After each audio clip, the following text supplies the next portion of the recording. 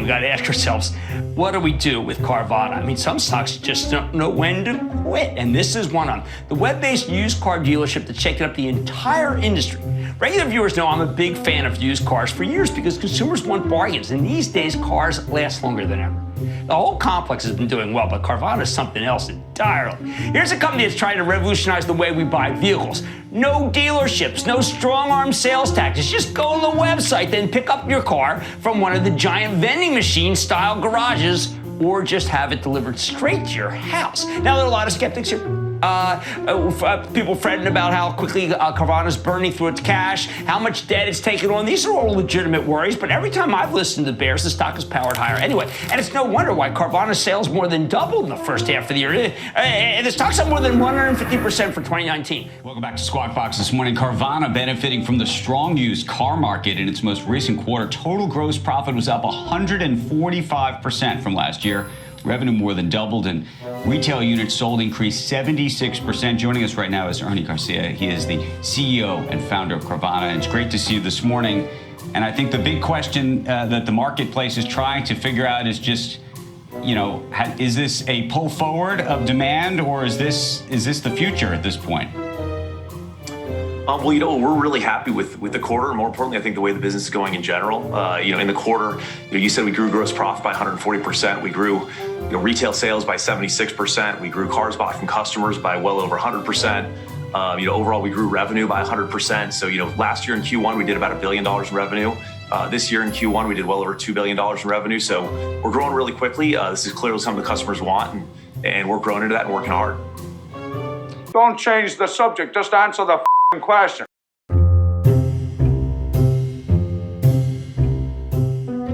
There's a look at Carvana shares. Why are they down so much? Oh my God, the latest is a story from Bloomberg saying that Apollo and PIMCO are in a pact to prevent creditors from brawling over a potential bankruptcy here. In other words, these two very large creditors have gotten together, will act together in negotiations with the company, and so by acting together, they may be able to very much get what they want. Now, by the way, this is not Apollo. Remember, last May, you can go back and see where the stock was. They put in $1.6 billion. They came in to buy almost half of a bond offering. Then they accepted a yield of about 10.25%. I think we got a halt right now, in fact. And is it a halt on price, or is it a halt on news? Volatility. Okay. Pause. Yeah.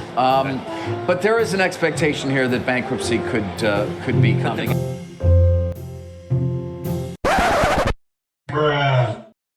Now that's a lot of damage.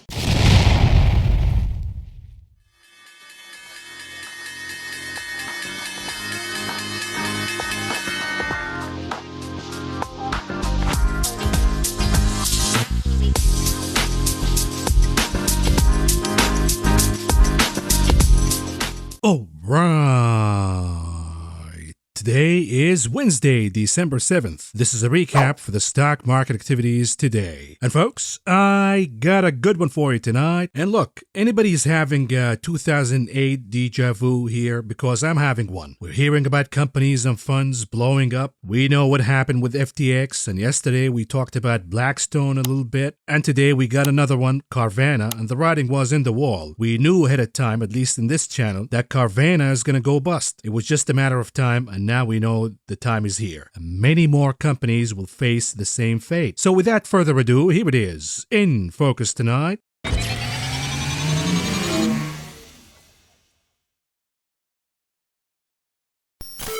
Bankrupt. Goodbye, it's over. The beauty of this quantitative tightening is getting rid of stupid ideas in the economy and the market. More on that in a second, but you might have heard the headlines today that Carvana is now looking for options to get out of this debt crisis that the company is dealing with. Soon enough, the company will become insolvent. We heard the news that the company's creditors, such as Apollo Management and PIMCO, these creditors are now communicating, and they reached a truce, at least, when it comes to Carvana, because they know the company is going to blow up, and they want to avoid getting into conflict when the company finally blows up, because when Carvana finally defaults on their debt, it's going to be a mess. To avoid getting into a mess, they have to talk to each other right now and explore all of these options. And by now, you know that the stock is down almost 99% from the top. Now, when the equity value of any company goes down by 99% plus from the top, something wrong happened, and this particular company is not going to survive. It's over. Folks look at these stocks and they think that they're betting on horses.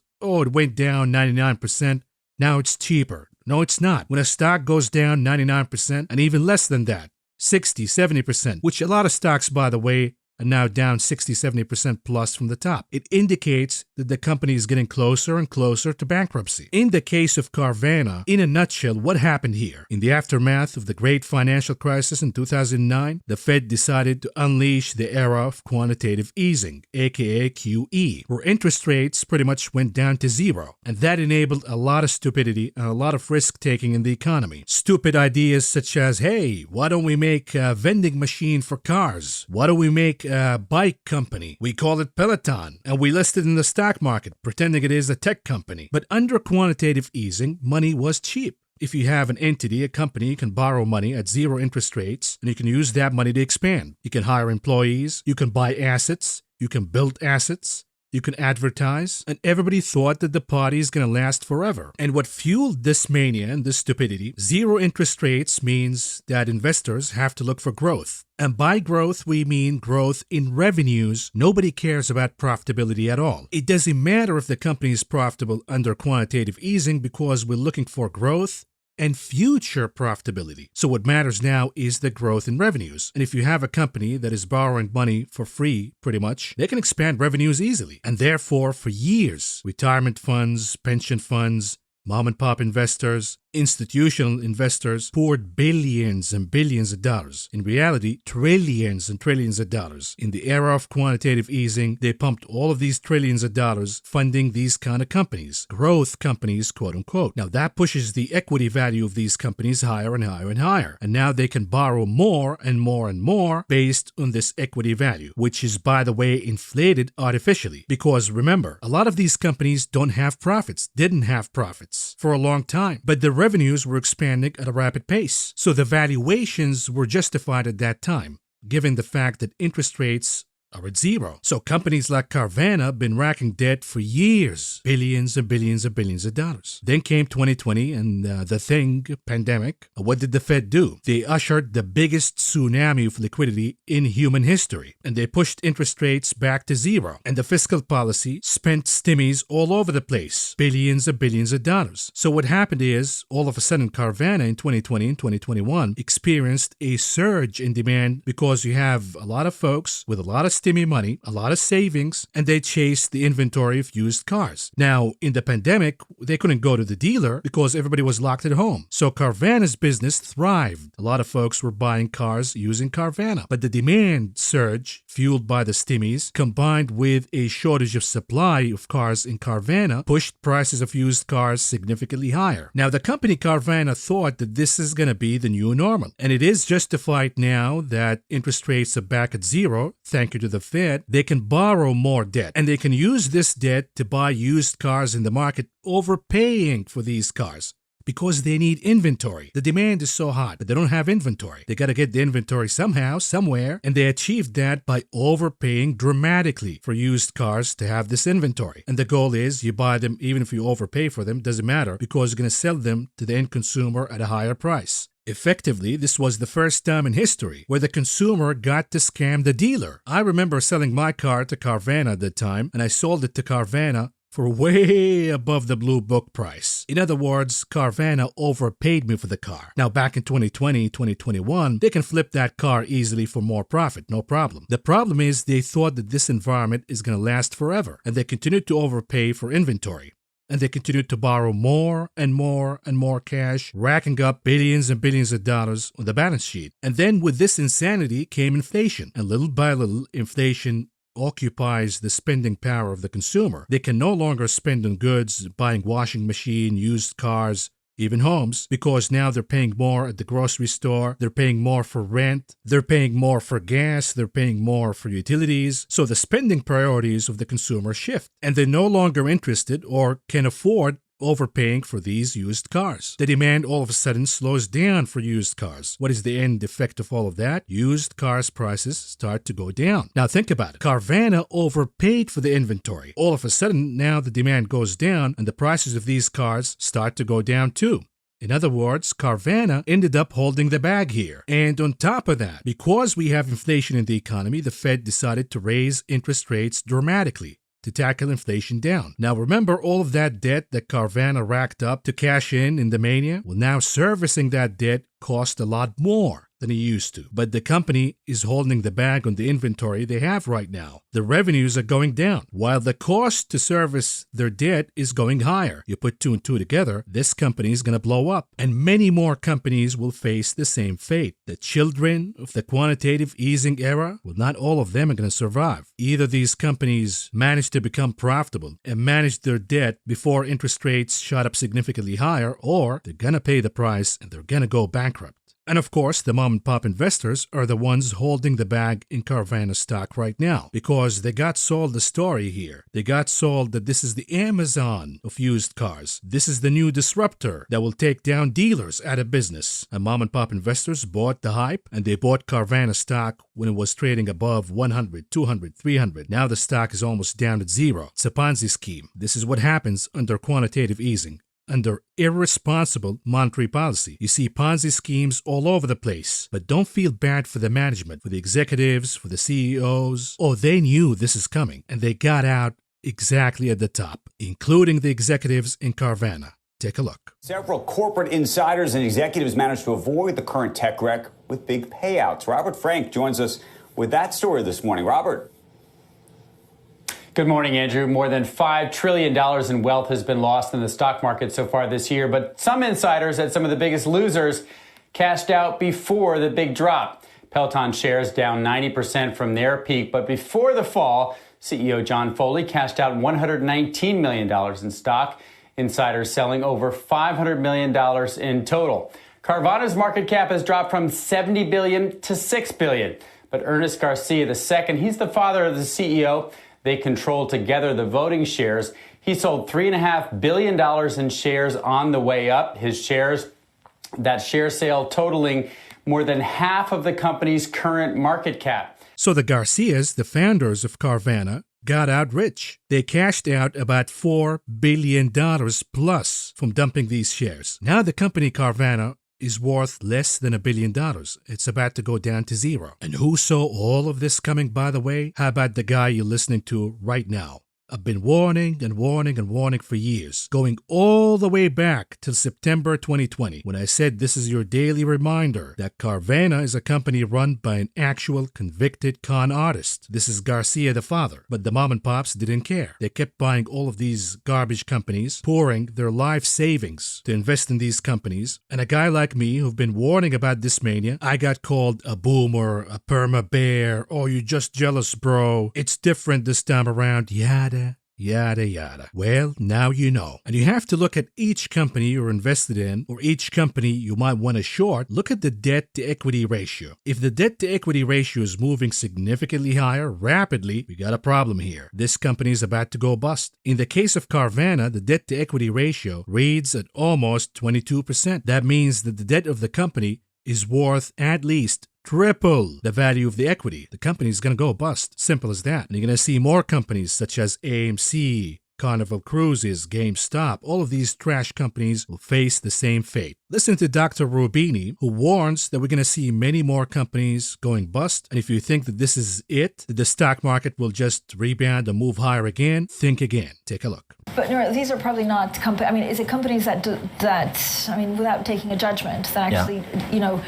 shouldn't have stayed alive so long in the first place? I mean, the Fed... Is it healthy companies? No, they were not. I mean, before the COVID crisis, the Fed was writing financial stability reports saying that their worry was about the corporate sector.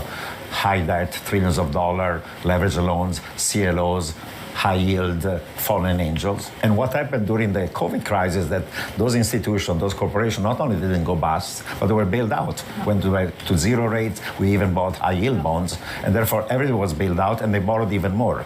Today, unfortunately, with the rise in inflation, the Fed is rising rates from 0 to 4. They're going to go at least until 5.25, possibly, in my view, closer to 6%.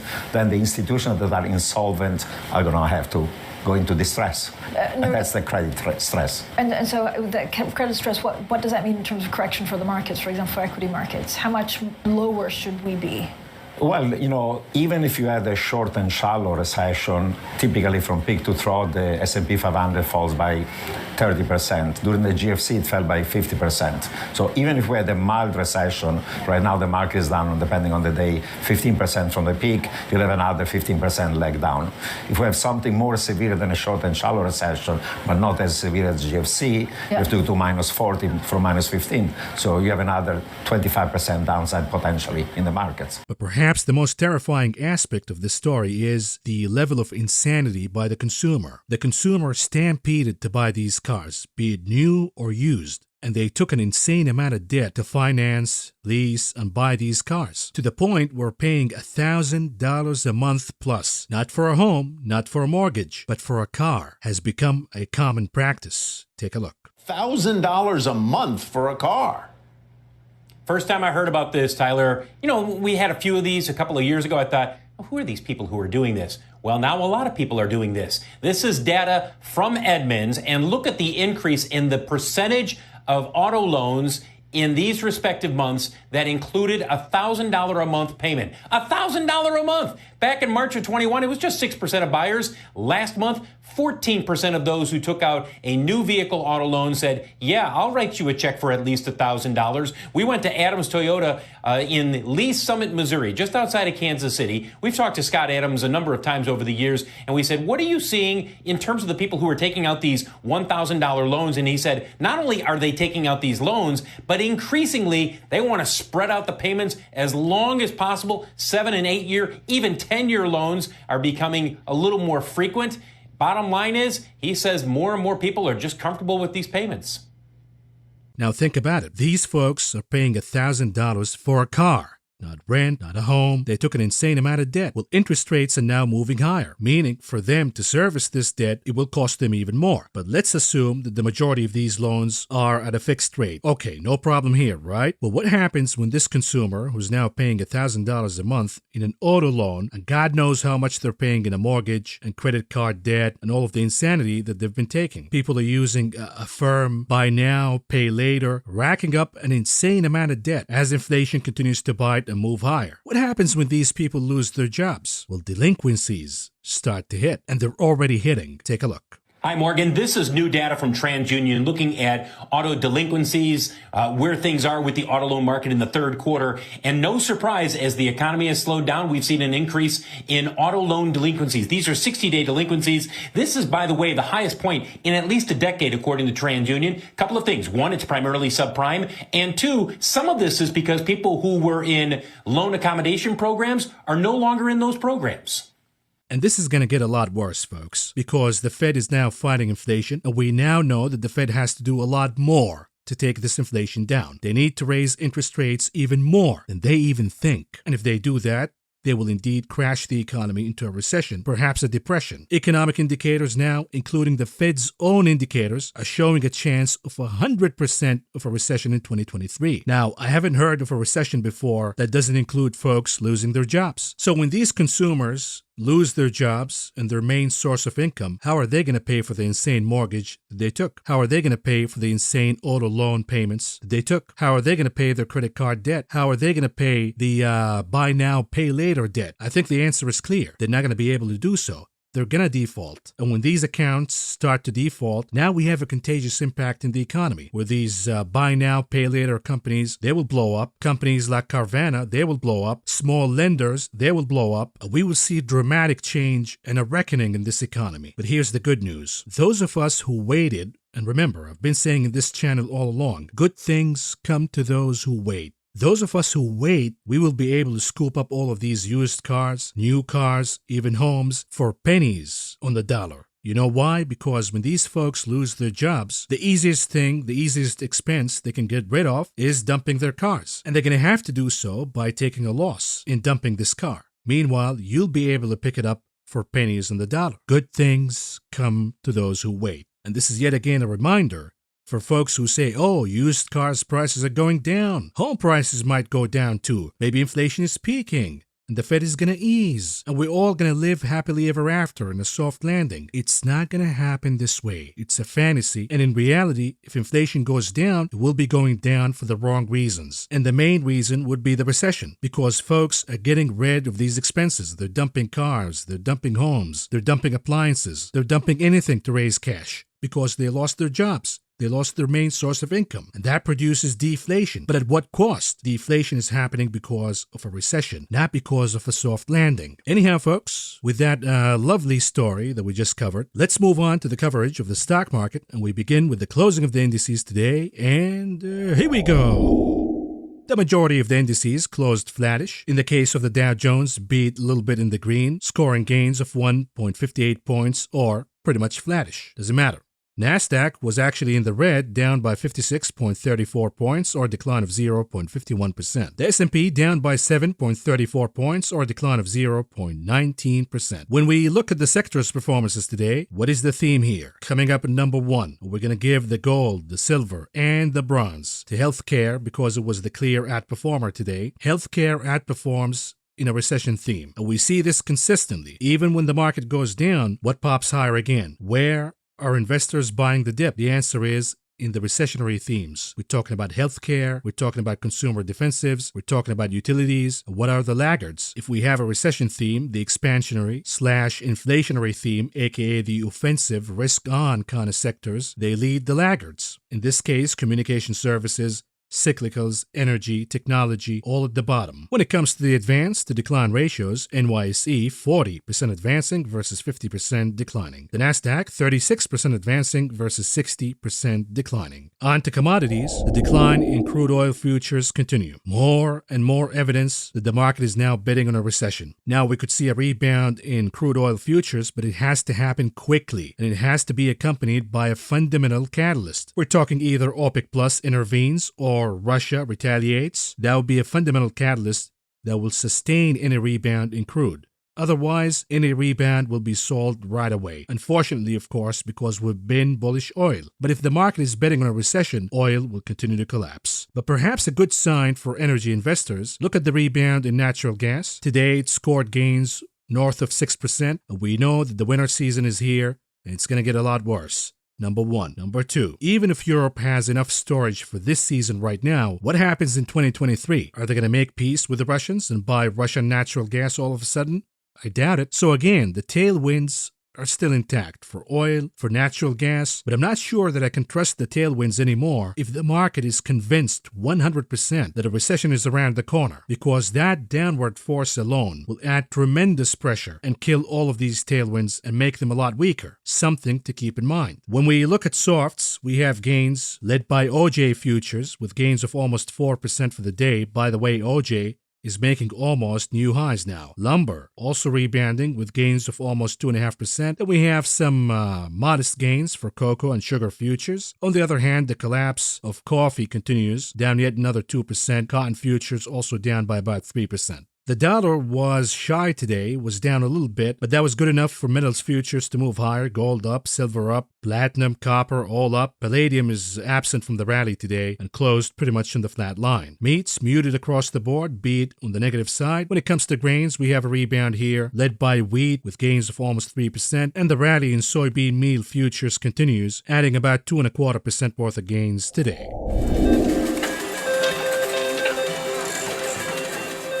On to the options market, aka the big casino. What do we see here? The volume did pick up a little bit, but it picked up on the wrong direction. Folks are buying more puts now. Now, this could be a contrarian indicator, at least in the short run, that folks are buying put options with Friday's expiration. They want to make a quick gain here. What happens is you get a catalyst, whatever catalyst that could be. Let's say the PPI, for example, and the market rebounds a little bit higher. Then we see all of these shorts covering right away, and that could exacerbate the gains.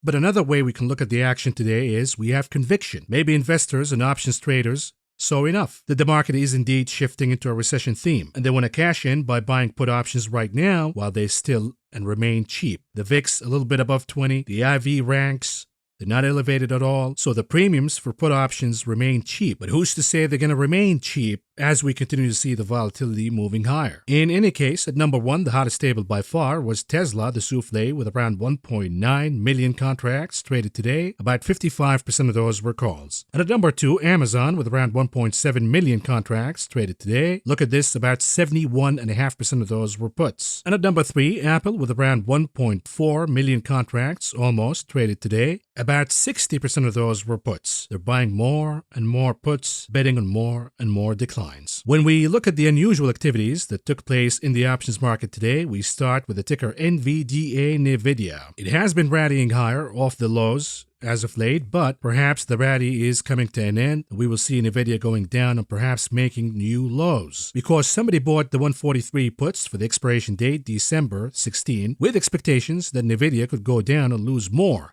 than 11% of its value by then. They paid around $1 a piece to enter this trade, all in all, spending around $750,000. And then what about the ticker ATVI, Activision Blizzard? Somebody sees gains to come for this name, and they bought the $80 calls for the expiration date December 30 with expectations that the name could move higher and make gains of over 5% by then. And they paid around $1.40 a piece to enter this trade, all in all, spending around $650,000. And lastly, at the bottom of the table, what about the ticker ZIM? This is an Israeli shipping company that I used to own. And it was good while it lasted, but since then it went down dramatically. But somebody's now betting that perhaps it is time to do some bottom fishing here, and they bought the $20 calls for the expiration date January 20, with expectations that ZIM could move higher and make gains of more than 13% by then. They paid around $1 a piece to enter this trade, all in all, spending around $400,000. On to the heat map for the day, and we look at this, what do we see? The big caps are down for the most part. We see Apple down, Google down, Microsoft down, Tesla down big. The collapse of Tesla is stunning. Even the Chinese names, they were shining just a few days ago, now they're going down big. The cyclicals are down big. The travel names, the airliners, down big for the day. What is outperforming? Once again, the recession theme. The big pharma names, the dips are being bought. The consumer brand names, the dips are being bought. Look at General Mills, look at Kellogg's, look at Conagra, look at Mondelez, look at Hershey's, all moving higher, and the dips continue to be bought in these names. Utilities kind of absent from the pop today in the recession theme, but the interesting outperformer today was home builders. Names such as D.R. Horton, Toll Brothers, Lennar, and the reason could be that the 10-year is moving down, but again, these names are not going to outperform in a recession, so they could be outperforming on the heels of earnings from Toll Brothers. On to the heat map for the ETFs, muted across the board, be it in the negative side, with value outperforming growth. As you can see, the IWD, the VTV pretty much flattish for the day. On the other hand, the growth ETFs, the IWF, the VUG, all down for the day, and the outperformers in the sectors when it comes to ETFs, the XPI, XLV, Healthcare, the XLP, Consumer Brands, and then we have the precious metals, gold, silver, those are outperforming. Now that we have a bounce in natural gas, we see the ticker UNG, we see the ticker BOIL outperforming and moving higher. We also see the TLT continuing to move higher. That's recessionary. On the other hand, in internationals, we talked about fading the rip in the FXI. This is the Chinese technology ETF, and today it went down by about 2%, and I expect more losses to come. On to charts, and we start with the SPY, the S&P 500 30-minute chart. What do we see here? I have some good news and some bad news for the bulls. We start with the good news. The good news, the chart is consolidating at around the support of 393. In other words, the chart is attempting to find a bottom here. Here's the bad news. Number one, you look at the RSI. By consolidating, the RSI moved out of oversold territory, meaning the oversold bounce, you can't really bank on that right now. Another piece of bad news is the technicals alone. Forget about a bear flag, bull flag, it doesn't matter. Look at the psychology when you look at this chart. It is now consolidating at the support of 393. The chart is now asking for buyers. Any buyers? Anybody interested in buying here? Maybe the sellers are done. Anybody wants to buy right now? Even if it is short covering, we can go higher from this point on. Any buyers? If the buyers don't show up, if the buyers are too hesitant, then guess what's going to happen? The sellers will show up again. be it shorts or be it longs dumping and getting out. And the next support would be 391. I doubt that this is going to hold if that happens. So we have to move to the daily chart for the continuous contract of the S&P 500 and look for the next support. In this case, we have 3,855. Right now, the bulls are kind of shocked. This was supposed to be the Powell bump. It should get us all the way to 4,300 by the end of the year, as Tom Lee said. What do you know? Now all of this pop reversed right away. But there is always a reflex move, and this reflex could get us above, once again, 3,960. Which is now resistance. It could be support again. But does that mean that the chart is out of the woods if that happens to begin with? The answer is not really. For one thing, the volume continues to move higher. Number two, the RSI is now in negative divergence. Number three, the MACD is showing confirmation for bearish momentum. In other words, any pop right now is yet another opportunity to dump, absent of a fundamental catalyst that could change the game. Could that be the PPI, the CPI? These are just indicators. At the end of the day, it's all in the hands of the Fed. And I doubt that the Fed will come out dovish. There's no reason to be dovish at this point. They'll do the 50 all right, but the tone will be hawkish. The tone would be, we'll do 50 right now, but we could do 50 again in the next meeting and the meeting after that. So don't get too excited about a 50 basis points hike. It doesn't mean that this is coming to an end. Now, when we zoom in to the 30 minutes chart for the continuous contract for the S&P, look at this. So far, it is getting rejected repeatedly from 3,960. Can it give it another shot? That is within the realm of possibility, at least by the end of the week. But if the chart closes below 3,960 by the end of the week, that would be a major defeat for the bulls and a major victory for the bears. How about the Qs? The Nasdaq 30 minutes chart, similar story with the SPY. The chart is now looking for buyers. The chart is saying that, hey, 280 is good support for now. Anybody wants to do some short covering or buying, dip buying, maybe even the short run, I'm ready to go higher here. But if the buyers don't show up, we will see another capitulation and another significant move to the downside. And the bad news here for the bulls is, look at the RSI, the oversold conditions were taken care of today by this consolidation. So we have to look for support downstairs. And for that, we look at the daily chart for the continuous contract. And the next support is the June bottom, 11,058.5. If we go down there again, after all of this optimism and all of this talk about a pivot, we're going to pierce below the June bottom, folks. We might make a new low by the end of the year in the Nasdaq. You got the volume moving higher. You got the RSI in negative divergence. You got the MACD showing confirmation for bearish momentum. What more do you need to see? Absent of a rescue operation right now, we have a date with the June bottom in the Nasdaq. What about the IWM, the Russell 2000, 30 minutes chart? It bounced a little bit from the support of the gap, but it doesn't look good either. It looks as there are no buyers, at least not today. And soon enough, it's going to crack below the gap support, and the next support will be all the way down at 174.22. If that is the case, then we pretty much erased the majority of the CPI sheep rally. The Dixie, the dollar index, a little pullback today, but you look at the RSI, you look at the MACD, it is inevitable. This thing wants to rebound higher. We're not saying it's going to make a new high. We're saying we're looking for a rebound rally. And this rebound rally could take us all the way to the next resistance, whatever that might be. We have a lot of resistance above. But again, you look at the weekly charts, they're not looking pretty good for the Dixie.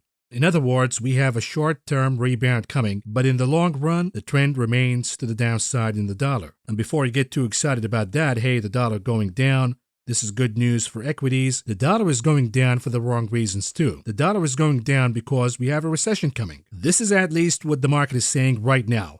Can the market change its mind if the Fed does something new? That is possible. But 9 out of 10 times, the market is right about what it assumes. And right now, the market is betting that a recession is around the corner. When we look at gold, look at this. It is holding support for now, 1,763. And by the way, in my conditions list for a bear market end and a resumption of the bear market, that might need a little bit of updating. Instead of looking for a reversal in the dollar and the 10-year yield, we might be looking for more downside because the market is now shifting from, oh, I'm being scared of inflation to now being, oh, I'm scared about a recession. I need to think about it a little more, and I think by tomorrow I'm going to have a lot more clarity, because I think the market is speaking loud and clear here and saying, watch out, I'm now shifting into the recession theme. And gold The action that we're seeing from gold right now is cementing this idea, at least for now. Can gold go down and lose 1,763 as support and the dollar bounces higher again and my original assumption turns out to be right? That is possible, and therefore I'm not making a call right now. I'm just saying, for now, all what we got from gold is a rebound. We cannot really overread this and say, okay, higher it goes, or it's going to breach the support at some point. We can't say anything at all. We have to wait for it. If gold makes a higher high in this pattern, then we know the answer. The dollar is going down, and gold is going to eye 1,842. And if that's going to happen, if that is the case, it becomes really interesting to watch the market's reaction. Because let's say that happens. Gold moves higher, dollar moves down, and the market moves down too. That will be confirmation that the market is now in a recession mode, where it actually scares the market more if the TLT goes higher, not the 10-year. It scares the market more if the dollar goes down, not higher. But we have to wait and see. Here is Brent oil, a weekly chart. And as you can see, it is accelerating to the downside. 85 was an important number. 85 is now lost for good, at least for now. We have a negative divergence in the RSI. We see the MACD accelerating to the downside. We're now at support at around 77. If that doesn't hold, down we go to the 60s. And at that point, if that happens, the only hope that oil bulls have left is OPEC Plus intervening. And the Saudi oil minister hinted many times before that if that happens, if we see tremendous volatility to the downside in the price of oil, OPEC Plus will intervene. Now, what about the 10-year yield, the daily chart? What's going on here? It lost 3.5 again. And we have negative momentum both in the RSI and the MACD. And the market is not getting excited anymore with yields going down. That again makes me question my theory. It makes me question that I'm maybe stuck in the inflation theme still, where we think that the market is still scared of higher inflation and higher yields. But if the market is shifting into a recession theme, it is more terrified by lower yields on the long end of the yield curve, meaning the 10 plus. But we can continue to see the short end of the yield curve continuing to go higher. In other words, more and more inversion of the yield curve, which means more and more possibility of a recession, and perhaps the recession is around the corner. For example, when we look at the TLT daily chart, it is blasting higher now. And this is yet another piece of evidence that the market is now shifting into the recession theme. But we have some resistance here at around 109.5. The TLT is getting severely overbought on the daily, but it has plenty of room to move higher on the weekly. In other words, what I'm watching for right now, let's say the TLT goes down, and this will come hand in hand with a rebound in the 10-year yield. How will equities react? Specifically, how will tech stocks react? Are they going to rebound higher? And if they do, then this is more evidence that the market is in the recession theme, that the market is getting excited by higher yields because higher yields mean that the recession possibility is getting slimmer. On the other hand, if the 10-year yield pops higher again in a rebound rally and we see tech equities moving down, it means we're still in the inflation theme, in which higher yields equal bad news for equities, specifically growth and technology kind of stocks. The VIX 4-hour chart, what's going on here? It is stalling. It is now looking for more buyers. It made the initial move. It is now consolidating, waiting for more buyers. And if they don't show up, then we could see the VIX moving down, looking for buyers and support a little below. And that could come hand in hand with a rebound in the SPY. But after this significant move, are we expecting the VIX to go down and breach 20 again? That's not going to happen absent of a fundamental catalyst, aka the Fed coming out and announcing something new. Absent of that, we have a trend reversal in the VIX. Look at the daily, the weekly charts, all moving positive again. So we're looking for a pullback perhaps in the VIX and a rebound in the SPY. The rebound in the SPY is not going to last, and the pullback in the VIX is not going to last. We see the VIX moving higher again, SPY moving down again. This is the assumption, at least for now. When we look at Apple, 30-minute chart, it managed to retrace all the way almost to 143.56 in the morning today, but it couldn't hold. It moved down again, forming a bear flag pattern, and the bear flag played out, but we saw some short covering again by the end of the day. And the reason behind that is we have day traders who short in the morning, and they cover by the end of the day. But the reversal, the rejection, is now in the book. 150 is not going to happen. 145 is lost. Next thing you know, Apple is going to lose 138.79. Regardless of any rebound, regardless of any retracement, the inevitable destination right now is lower for Apple. Tesla, 30-minute chart, what's going on here? A little bit of a retracement to close the gap, didn't make it, moved down again, forming yet another bear flag pattern. But it is almost at support right now. Can it get a rebound at least? Another attempt to close the gap? and maybe close above the gap. Maybe this will happen, but I doubt it's going to hold. And the inevitable destination would be going down to closing the gap at around 169, let's say 170. What about Bitcoin? The daily chart still consolidating in a bull flag pattern, but we're running out of time. The chart is asking for buyers over and over and over again. The buyers are not showing up. The sellers are going to show up, and down it goes to the inevitable destination of 15,000. So Bitcoin bulls, you're running out of time. You better show up now so you can hold the bag later on. Anyhow, moving on to the conclusion of this video, what do we have on the economic calendar tomorrow? We have the initial jobless claims. These will be important as an indicator whether the Fed needs to do more or less. But honestly, what's really important here is the market's reaction. Let's say we get an ugly number where initial jobless claims pop higher. Now, in the last few weeks, at least, if that happened, remember, bad news for the economy equals good news for the market because the market is a drug addict to the Fed, and bad economic news means that the Fed is going to ease. And in the past, at least in the last few weeks, if initial jobless claims came up higher, the market would have blasted higher too. But let's say we get a higher number in initial jobless claims and the market goes down instead. That would be yet another confirmation that the market has shifted. Already, it's done. From the inflation theme to the recession theme. And with that, folks, this is all I got for you for now. Thank you for listening. Thank you for watching. And I will talk to you again tomorrow. Did that go the way you thought it was going to go? Nope. Doesn't matter if the snow is falling or the wind blows and the rain is pouring. It will always be Christmas in my heart.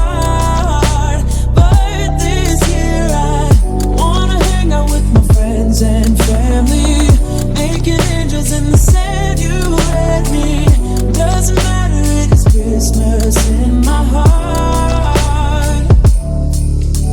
And I can promise Santa's coming to visit. No, he wouldn't miss this in Christmas time.